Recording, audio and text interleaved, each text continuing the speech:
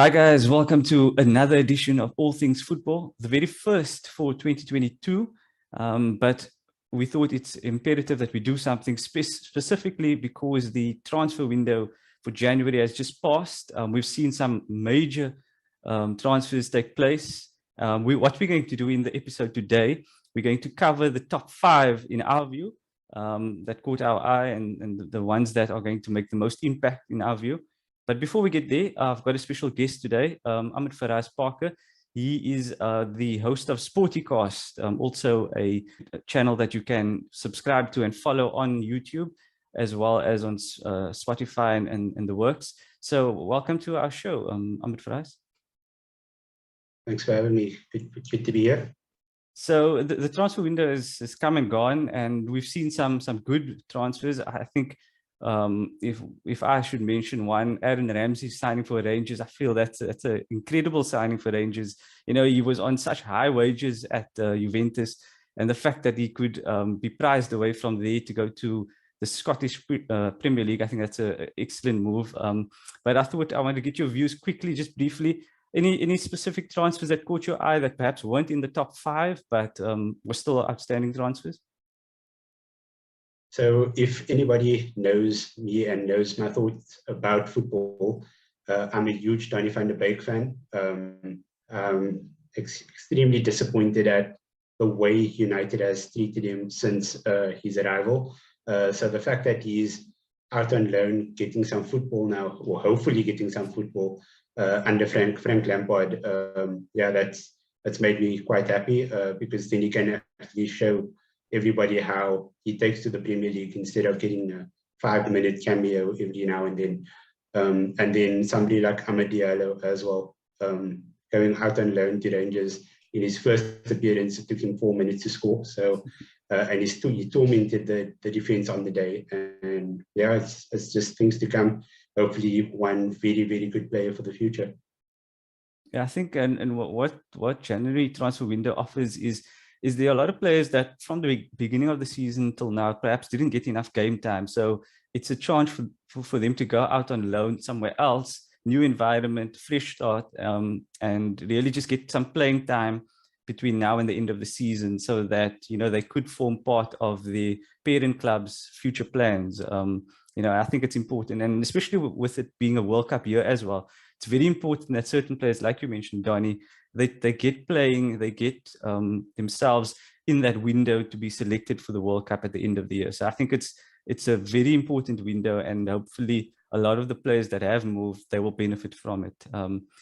But yeah, let's get into the top 5, because I feel that it's something that we always see a lot of transfers and we're not sure how big they are and where they'll fall. But in the big scheme of things, I think let us start with the countdown. Who do you have, as we have the All Things Football top 5 transfers for January? Who do you have as number 5, Ahmed? At number 5, I have Ferran Torres. As a Spain fan, I like the look of Ferran Torres ever since he came on the scene. Moving to Manchester City was a bit of a bitter pill to swallow for me, being a United fan. But when he got opportunities in the Premier League, he always performed. Pepe Bodiola got him as one for the future, a sort of a succession planning ahead. But it seems like he was homesick. It got to the point where he wasn't enjoying living in England anymore. And yeah, he chose the opportunity to go back and be part of Xavi's project at Barcelona. And my take about Xavi's project is that if they build the team properly around Ferran Torres and Gavi and Pedri, this Barcelona team will be able to do some scary things. You still have somebody like Ansu Fati coming back from injury as well. So there's an obvious rebuild happening over there, but only time will tell to see how it goes. But yeah, I'm excited to see what Barcelona is going to do with this young crop coming through. Yeah, I have to agree. I think Ferran Torres, he's proven with his time at Man City that he's quite a capable finisher. He scored a hat-trick against Newcastle, so I definitely don't forget that. And so I think I 100% agree. Number 5, I think he will be an excellent addition for Barcelona, and it's exciting things for them with the young crop that's coming through. Number 4, we currently have on our list, I've gone with Philippe Coutinho. I feel that it didn't quite work out for him at Barcelona, but we all know that he's not too old. He's still relatively young, and with all the talent that he has, he's still capable of doing great things. So the move to Aston Villa, I think, is an excellent move for him. It's something that reignites his career.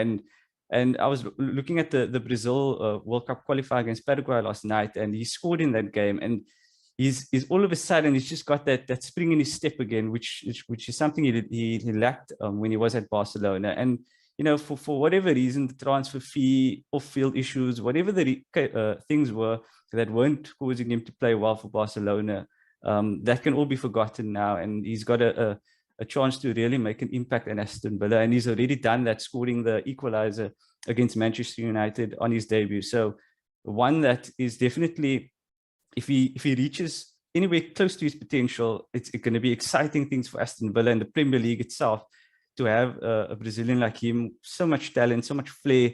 Liverpool fans always, look back fondly on his time at the club. And so it's going to be exciting to see that he'll be back in the Premier League, playing week in, week out. And Aston Villa under Steven Gerrard, someone who we knew quite well, playing together with him at Liverpool. It's exciting things and exciting times for Aston Villa fans. So we've got him as number 4 in our countdown. And I feel that even as a Newcastle fan, someone who just enjoys Premier League football, it's going to be super exciting to see him back doing what he does best. But for us, number 3, who do you have as number 3 in our top 5 transfers for January? Just a point on Philippe Coutinho. I'm still trying to get that nightmare, from my point of view, a nightmare debut from him. But yeah, quality player, and Gerrard it seems like he's building something good over at Villa Park. So interesting to see how that's going to move forward. But yeah, number 3 on our list is Luis Diaz. So it was a 35 million deal from Porto. I think that this could be good business. Klopp has always had a good eye for these sorts of players, and he doesn't normally overspend on them. I mean, if you look at Mo Salah, 37 mil, and Sadio Mane, 34 mil, Roberto Firmino, 29 mil, and Jota, 40 mil. It's all within those moderate ranges for modern day transfer. He doesn't usually go over that 50 mil mark. I mean, in this case, he doesn't usually go over the 40 mil mark. And I've spoken to a couple of my Liverpool buddies, and they're hoping that he takes to the Premier League quite easily. It could be a jump going from the Portuguese league to the Premier League, but I don't think Jurgen Klopp would have made the move if he thought that he wouldn't fit right in. And then I was just like, in my experience, seeing a Portuguese coming over to the Premier League with Bruno and Cristiano Ronaldo, that's happened quite seamlessly for United. But yeah, also not forgetting that he's joining the club around about the same age that Salah and Mane joined as well. So you can see a sort of succession plan in place from Jurgen Klopp, making sure that, like, okay, these crops of players are getting a bit older now. I need to start rebuilding for the next 5 to 10 years again. But yeah, I think he'll do quite well.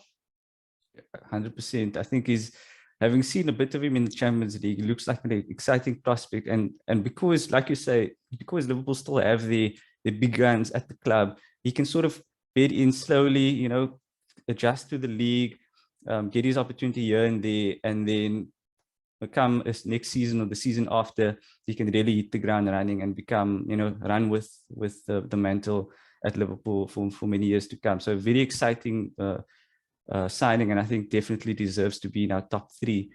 Moving on to number 2, I've tried to be unbiased, but I've gone with Bruno Guimaraes as the number 2 transfer for January. I feel he's an absolutely outstanding talent, and I can't believe that he's actually signed for Newcastle. A current Brazil international, he was doing great things with Lyon and was certainly catching the eye of the likes of Arsenal, Spurs, and a few others. And so the fact that he's chosen to join Newcastle, who are battling relegation, shows that it's quite a coup for us. And I think that he's really got everything about his game. He can pick a pass. He's got that physicality. He's quite a big guy for central midfield. He's also got an engine. I've read stats that he's done sort of 13 to 14 kilometers in certain games. So he's got an engine about him where it doesn't matter. He goes box to box. So something, if you've watched Newcastle this season, the defense has been poor and they haven't been great in attack. But I think that comes down to the midfield not quite winning their battles and exposing the defense, and also not, creating enough attacking wise. So a midfielder like him joining the current Brazil international, as I've said, it's very exciting. And I think he will prove that, he's going to hit the ground running almost instantaneously, I feel. And signing for 30 or 40 million pounds, it's not too big a transfer amount in terms of, we've seen many other transfers go for much bigger.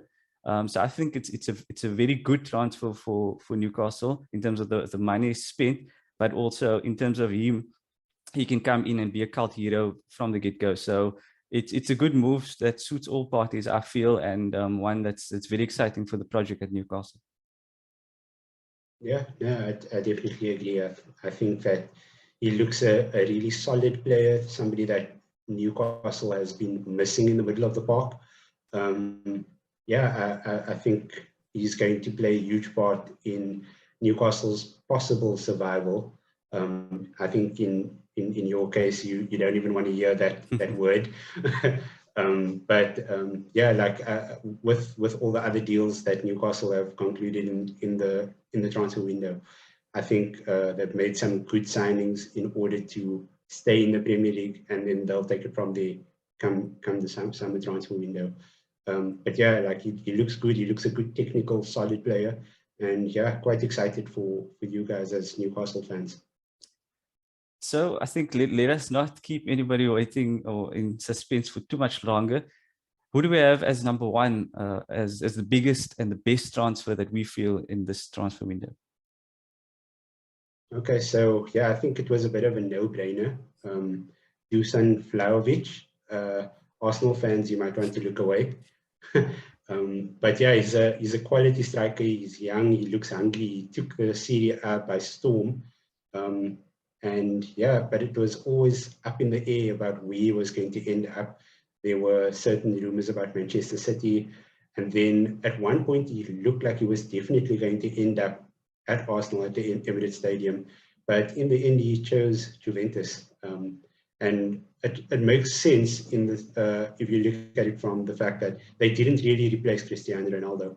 When he left the club, they needed a proper replacement that would be able to do everything that Cristiano did and more, because they were looking for a younger player. And especially with Alvaro Morata openly flirting with Barcelona for the past couple of months, I think it's a good deal for Juventus. I think he is definitely going to be an outright starter. I think Alvaro Morata will probably chill on the bench for a long while now. And I think he should hit the ground running. He's got a good eye for goal. He's good outside the box as well. He's not just a goal scorer.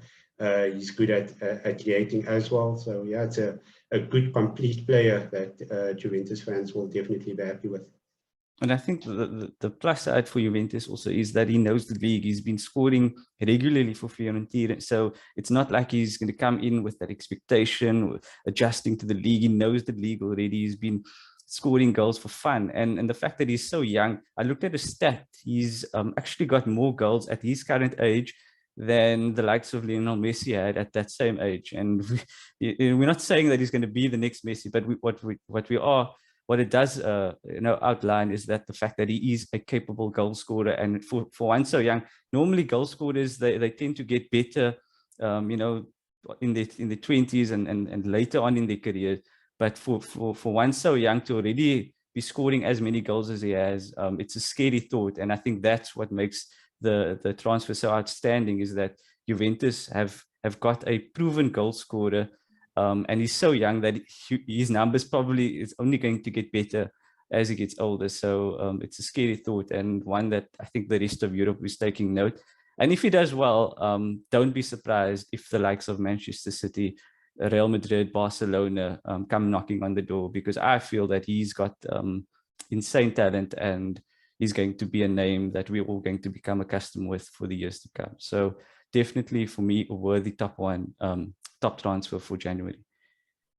But I think now that we've done our top 5, let us also just talk about any disappointments that we have with regards to the transfer window, because there's always been rumors of certain moves that's happened that's perhaps not gone the way that we wanted. And so what I'll do is I'll just talk about one transfer that I was quite disappointed with that it didn't happen, was of Jesse Lingard to Newcastle. I feel that Manchester United, they allowed Martial to go on loan, Amad Diallo to go on loan. All these players, they went without not much fuss, not much loan fee, but then Jesse Lingard couldn't go out on loan despite having his contract expire in a few months' time. And Newcastle were offering, from what I could see, quite good money. So I feel it was quite frustrating that Man United at no point said he could go. And, for someone who's done so well for the club over a long period of time, come through the academy, it was disappointing to see that he wasn't allowed to leave. So that was one of my disappointing transfers, specifically because it's a World Cup year, specifically because he did so well at West Ham on loan last season. The Premier League would have been better for it if he was moved to Newcastle. But that's one of my disappointments. Any disappointments from your side, Ahmed Faraz? Yeah, I think my disappointment isn't really a player, it's more my football club. I think Manchester United dropped the ball quite heavy over here. There are positions in our team that we haven't really accounted for, like in terms of the defensive midfielder position. We've been crying out for one for so long. Nemanja Matic is 36 years old, 35 years old. He can't last more than a half, it seems. He has one good half and then he comes out for the second half and he looks a completely different player because his legs just can't handle it anymore. We had an option with Dennis Zakaria for 5 million, and they just let Juventus take him, and that wasn't great as well. Amadou Adara, we had the option to sign these players. They were all keen to sign for Manchester United, but I don't know. It seems like we've started, or we've ended the transfer window, ended the month much worse than the way that we started it. We had a stronger squad. We had a deeper squad, and I think I looked at the squad list last night, and we only have 24 first-team players on the list right now. That means if there's going to be any injuries or anything like that, then we have to dig into our academy, which is a good opportunity for them. But in terms of United making top 4, it's going to be a bit of a struggle, I think. I don't actually know how to call the 4th spot right now for the Premier League, but I don't know. I'm not holding my breath for United actually finishing in the top 4 this season. Yeah, I think it's going to be interesting because you've got the likes of Arsenal who've let a few players go. You've got Man United who've let a few players go and not really added to the squad. Then you've got Spurs who've let a few go, but they've also signed a few players from Juventus. So it's interesting to see which way that top 4 is going to go. West Ham also tried to get some players, but they couldn't get them over the line. So it's interesting to see where the opportunity was there for certain clubs. If they could get 1 or 2 or 3 players, it would certainly enhance their chances. And it seems no one's really gone ahead and taken that chance. So it leaves that top 4 position still very much open to anyone, basically, if they can be capable of going on a run. So it's going to be interesting. But that was the January transfer window, and it was quite exciting, especially if your club has been chasing certain players. It's always good to follow those rumors, follow the latest news. But thank you, Ahmed Faraz, for joining us today. If it's been a pleasure having you on, and hopefully until next time, we'll have you on again sometime soon. Yeah, thanks for having me. It's always a pleasure to be on ATF. Cool. And guys, if you are watching, please don't forget to subscribe to our YouTube channel and share our posts with your friends and family. Thank you.